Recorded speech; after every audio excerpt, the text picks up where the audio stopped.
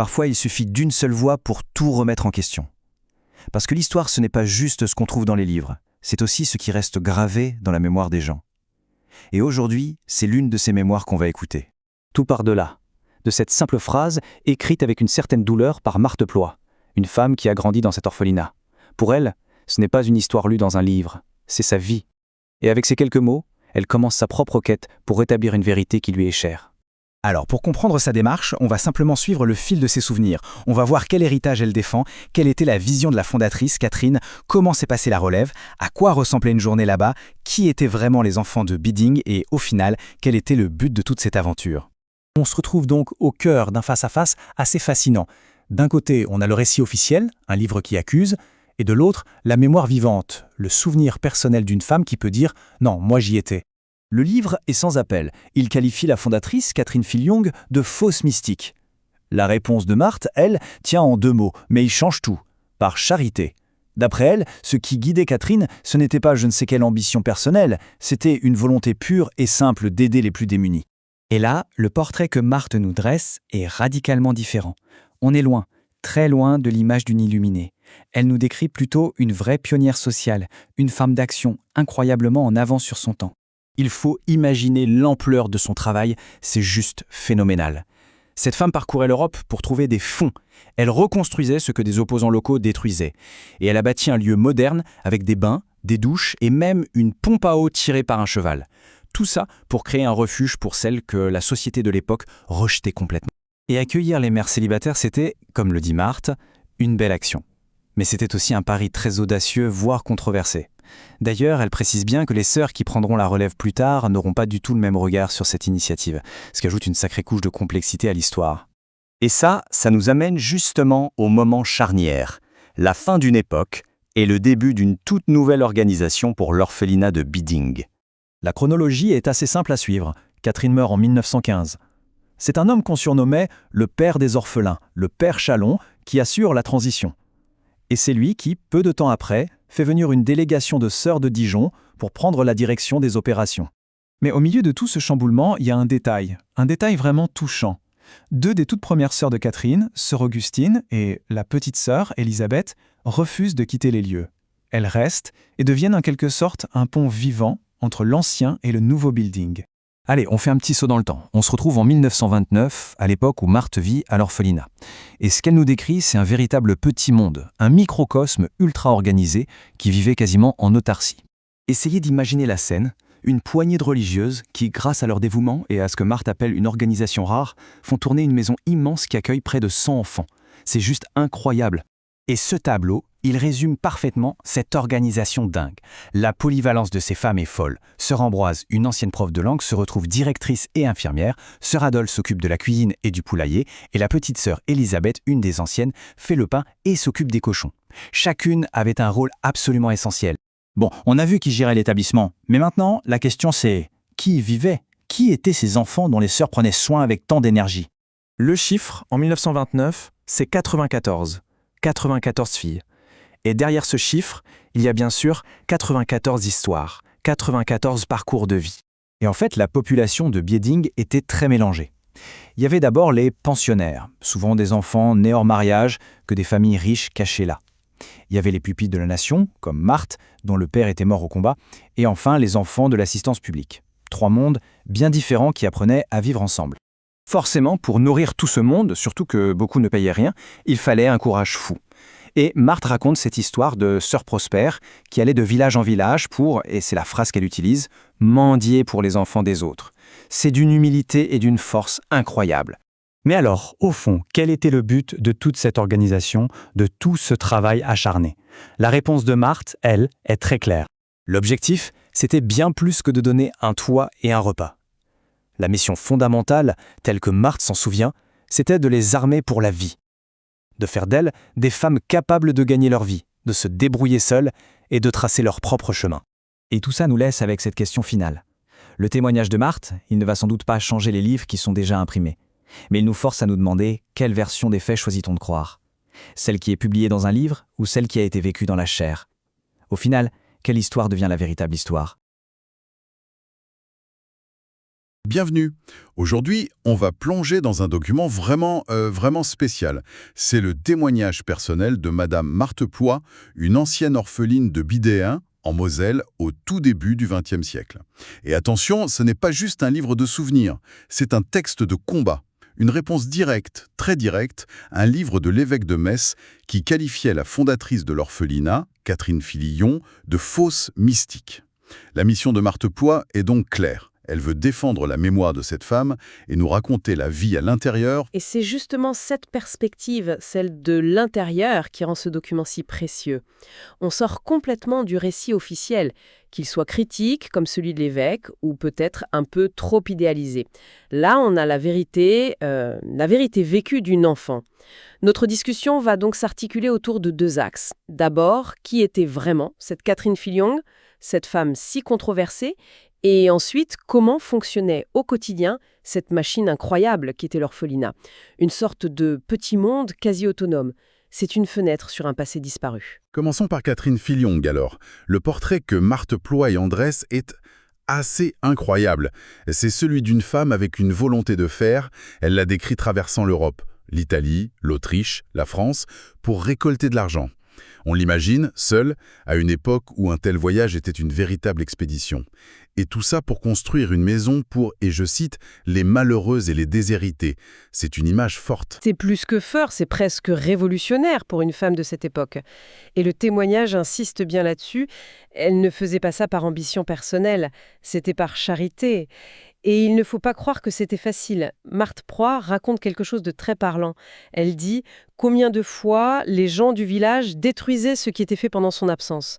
Donc non seulement elle devait convaincre des donateurs partout en Europe, mais en plus elle devait lutter contre l'hostilité de ses propres voisins. Ça donne une idée du personnage. Et cette hostilité, justement, elle venait d'où? Le texte suggère que ce n'était pas juste de la jalousie, c'est le projet lui-même qui dérangeait. C'est là qu'on touche au cœur du sujet. Ce qui est fascinant, c'est que son attention pour une catégorie de femmes totalement rejetées à l'époque, les mères célibataires. Le témoignage est très clair. Elle avait surtout pitié des pauvres filles qui s'étaient laissées abuser. À une époque, une grossesse hors mariage, c'était une honte absolue, une mort sociale. Elle leur offrait un refuge. Elle pouvait venir à Biding, travailler en attendant la naissance, à l'abri des jugements. Et après l'accouchement, qu'est-ce qui se passait pour elle? C'est là que son approche est incroyablement moderne. Elle ne les forçait pas à abandonner leur enfant. Pas du tout. Elles avaient le choix, soit repartir, soit rester le temps de trouver un travail, de pouvoir s'assumer avec leur bébé. C'était une logique de réinsertion, pas de punition. Mais cette compassion, visiblement, c'était inacceptable pour certains. Marthe Ploy écrit que les religieuses qui ont repris l'œuvre après sa mort en 1915 ne l'ont pas appréciée pour ça. En refusant de les condamner, Filillon se mettait en marge des normes de son temps. Ce qui m'amène à une question. Cette fameuse accusation de l'évêque, fausse mystique, ça semble très précis, le témoignage nous la montre comme une femme d'action, presque une entrepreneuse. Comment on explique un tel mot? C'est une excellente question. Le terme est très lourd de sens. À l'époque, accuser une femme d'être une fausse mystique, c'était très grave. Ça sous-entendait qu'elle agissait hors du contrôle de l'Église, qu'elle prétendait peut-être avoir des visions pour justifier ses actions, des actions très indépendantes. Et le témoignage de Marthe Ploy, c'est une contre-attaque brillante sur ce point. En la décrivant comme ultra pragmatique, obsédée par les détails concrets, elle la présente comme l'exact opposé d'une mystique. Elle ne parle pas à Dieu, elle installe des tuyaux. Et justement, parlons-en de ces tuyaux. Au-delà de sa vision sociale, ce qui me frappe, c'est son côté quasi-ingénieur. On est au début du XXe siècle et elle pense à l'eau chaude, aux douches. C'est du luxe ou ça révèle autre chose? Je pense que ça va bien au-delà du confort. C'est une question de dignité. Dans un monde où la pauvreté était synonyme de saleté, d'insalubrité, offrir l'hygiène, c'était rendre leur humanité à ces femmes et ces enfants. Les détails sont incroyables. Au sous-sol, des bains avec 3 cabines, des douches, une chaudière pour l'eau chaude. C'est une préoccupation hygiéniste très en avance. Sans parler de ce système pour monter l'eau du puits avec un cheval qui tourne, on se croirait dans une usine. Exactement.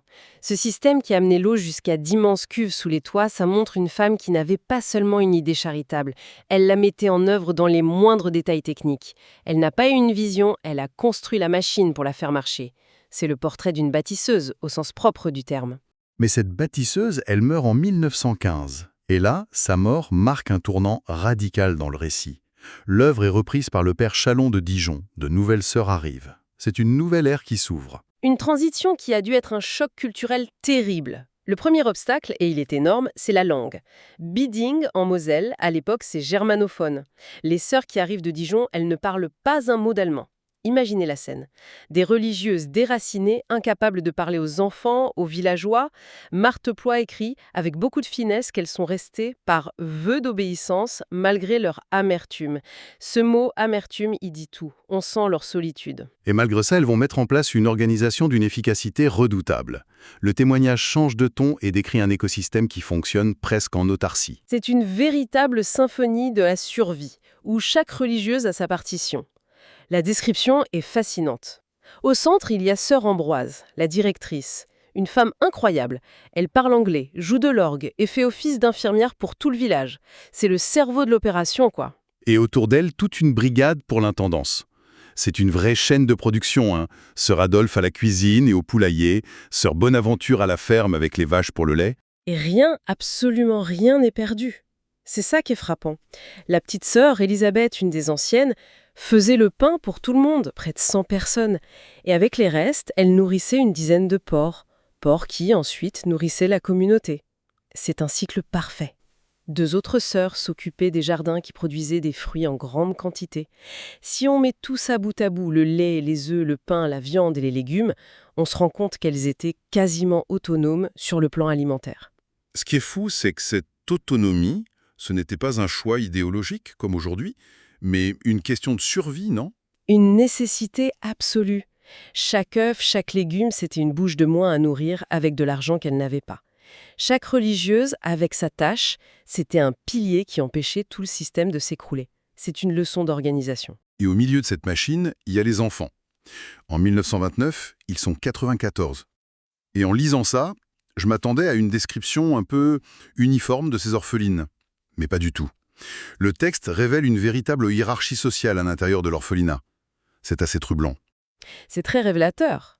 Marthe Ploie décrit 3 catégories bien nettes. D'abord, les pensionnaires, c'était, dit-elle, des enfants naturels de familles riches, placés là discrètement pour éviter le scandale. Ensuite, il y avait les pupilles de la nation, comme Marthe Ploie elle-même, des orphelines de la Grande Guerre dont le séjour était payé par l'État. Elle donne même le montant, 50 francs anciens par mois.